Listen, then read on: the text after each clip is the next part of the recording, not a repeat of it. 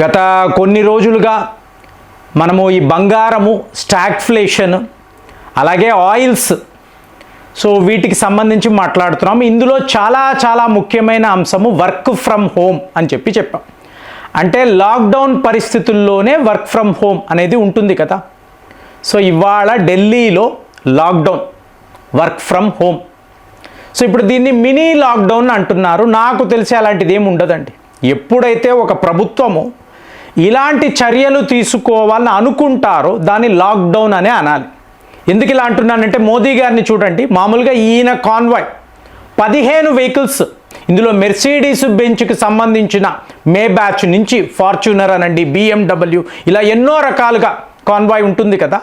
ఇప్పుడు రెండే అండి, జామర్స్ ఉండే రెండే బళ్ళు. ఒక దాంట్లో ఈయన ఉంటున్నారు, ఇంకొక దాంట్లో ఈ స్పెషల్ ప్రొటెక్షన్ గ్రూప్కి సంబంధించిన కమాండోస్, అంతే.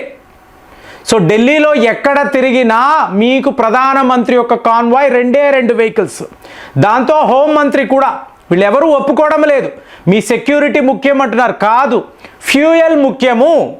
సో ఇది వినడానికే విచిత్రంగా ఉంది. నాకు తెలిసి భారత చరిత్రలో ఇలాంటి నిర్ణయాలు, ఒక ప్రధానమంత్రికి రెండే కార్లు అంటే ఎలా ఉంటుంది?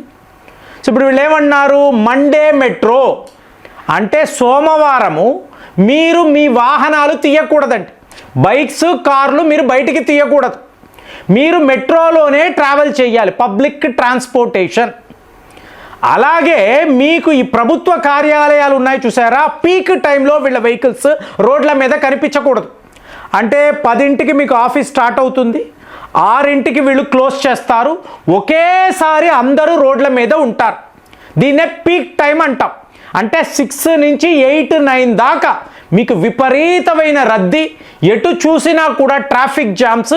దీని వలన మీ ఎనర్జీ, ఇది ఎప్పటి నుంచో మేము మాట్లాడుతూ ఉంటాం, కంపెనీస్ యొక్క టైమింగ్స్ని మార్చి పెట్టండి, సో దట్ ఈ ట్రాఫిక్ ఉండదు. ఒక రెమెడీ ఎన్నోసార్లు నేను నా వీడియోస్లో ఎన్నోసార్లు ఇలా చేస్తే బాగుంటుంది కదా అని, అంత ఎవరో ఆలోచించడం లేదు.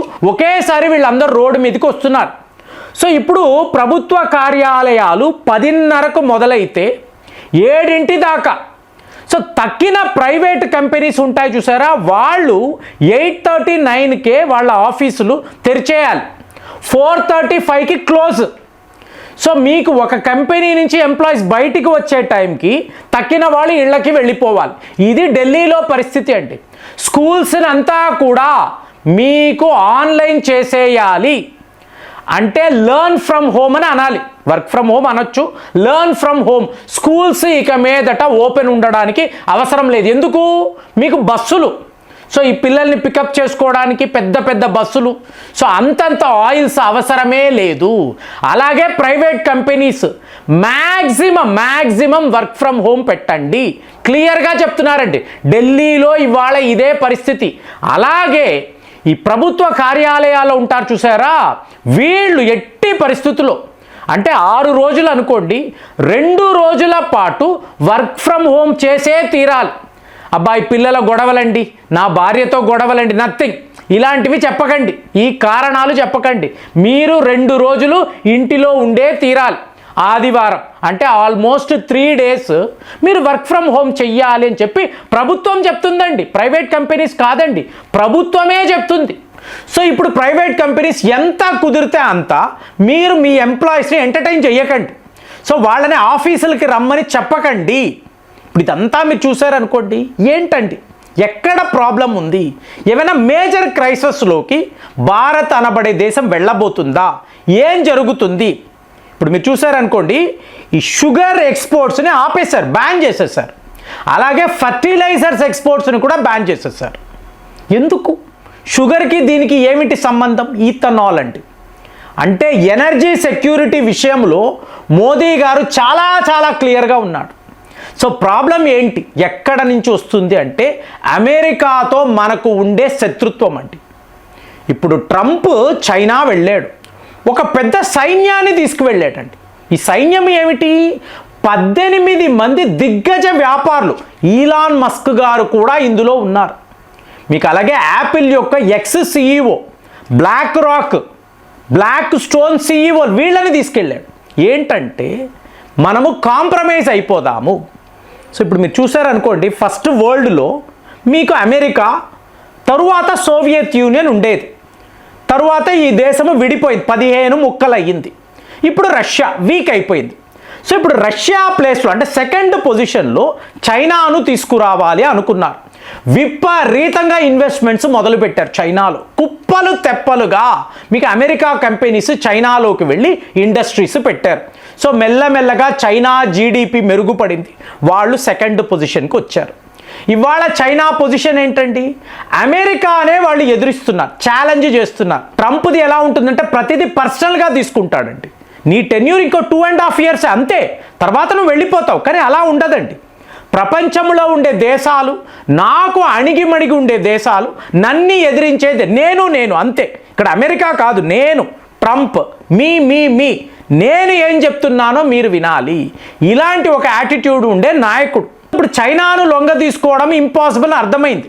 మరి చైనా ప్లేస్లో భారత్ను తీసుకురావాలండి, ఇది వీళ్ళ ప్లాన్. ఇప్పుడు నేనే చెప్పాను, డిసెంబర్ 2026 వచ్చే నాటికి మనము 3rd పొజిషన్కి వెళ్ళే పరిస్థితులు. అంటే జర్మనీని కూడా మనం ఓడించగలం. ఆల్రెడీ జపాన్ని ఓడించాము, నెక్స్ట్ జర్మనీయే టార్గెట్ అనుకున్నాం. సో ఇప్పుడు ఇదంతా చూసినప్పుడు అక్కడ ఉన్నదేమో మోదీ. ఇప్పుడు ఇతను మీకు స్ట్రాటజిక్ అటానమీ అని చెప్తాడు. అంటే జైశంకర్ అనండి, అజిత్ దోవెల్, వీళ్ళకి ఒక డాక్ట్రైన్ ఉంటుందండి, ఒక విధానం ఉంటుంది. దాని ప్రకారం వీళ్ళు ఏమంటారు, ప్రపంచంలో ఎవరు ఏం చెప్పినా మేమైతే వినము, మాకు ఇండియా ఫస్ట్, అంతే, దేశానికి మేలు చేసే పనులే చేస్తాం. ఇదంతా అమెరికాకు నచ్చదండి, ముఖ్యంగా ట్రంప్ లాంటి నాయకులకు అసలే నచ్చదు. సో వీళ్ళు చెప్పారు, చైనాను లేకుండా చేస్తాము, నిన్ని అక్కడికి తీసుకువెళతాము, మేము చెప్పినట్టు వినండి అంటే నో. ఇప్పుడు ఆపరేషన్ సింధూర్ అన్నారు, నేను ఫోన్ చేశాను, యుద్ధాన్ని ఆపాను. మోదీ గారు ఏమంటారు, లేదండి, ట్రంప్ అలాంటి ఫోన్ కాల్ చేయలేదు, ఆయన ఫోన్ చేసినప్పుడు నేను ఫోన్ని కూడా లిఫ్ట్ చేయలేదు, అసలు మాట్లాడనే లేదు. ఎందుకు? నోబెల్ బహుమతి. సో ఆటోమేటిక్గా రాలే. అంటే నేను చెప్తున్నాను, నేను ఒక అబద్ధం చెప్తున్నాను, అవును అనొచ్చు కదా, నాకు ఒక నోబెల్ బహుమతి వస్తుంది కదా, ఎందుకు మీరు నో అంటారు? అంత ఏమిటంటే నిజము కాదు అంటాం. సో అయిపోయింది అక్కడ. సో ఇతనికి మోదీ మీద ఒక రకమైన అభిప్రాయం, ఓహో నువ్వు నిజాలు అని చెప్పి నాకు ఇలా ఒక బహుమతి లేకుండా 7 యుద్ధాలను ఆపేను అంటున్నావు, ఎక్కడ ఆపేవు? జయశంకర్ గారు అడుగుతారు. మళ్ళీ ఇప్పుడు రష్యన్ ఆయిల్స్ కొనకూడదు, ఎందుకు కొనకూడదు? మా ఇష్టం, 50% టారిఫ్ వేసిన రష్యాతో స్నేహము ఉంది, మేము కొంటాము.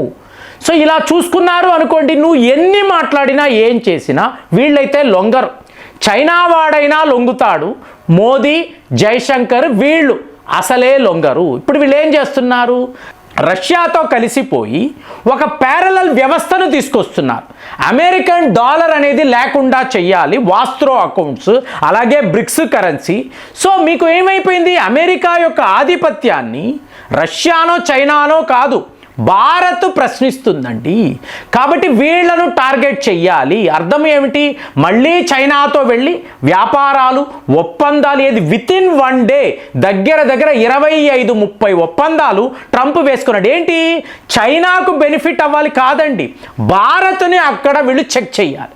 ఎందుకంటే FTL చూసారనుకోండి, మీకు యూరోప్ యూనియన్తో అయిపోయి ఉంది, న్యూజిలాండ్, ఆస్ట్రేలియా, UK, ఇలాగ ఎన్నెన్ని దేశాలతో ఈ భారత్ FTL వేసుకుంటూ వెళ్తే ఏంటి, అక్కడ అమెరికాలో సాఫ్ట్వేర్లో పెద్ద పెద్ద కంపెనీలు, CEOలు, వాళ్ళు లక్షల కోట్లు భారత్లో investment, at the same time రష్యాతో ఎనర్జీ సెక్యూరిటీ, ఇంకా ఈరాన్ లాంటి దేశంతో కూడా ఒప్పందాలు, యూరోప్ యూనియన్తో FTA, అంటే అన్ని రకాల భారత్కి బెనిఫిట్ అవ్వాలి. మరి ఈ యుద్ధములో మనం అమెరికాను ఓడిస్తామని మీకు అనిపిస్తుందా? కామెంట్స్లో రాయండి. మళ్ళీ వచ్చే వీడియోలో కలుద్దాం. జై హింద్.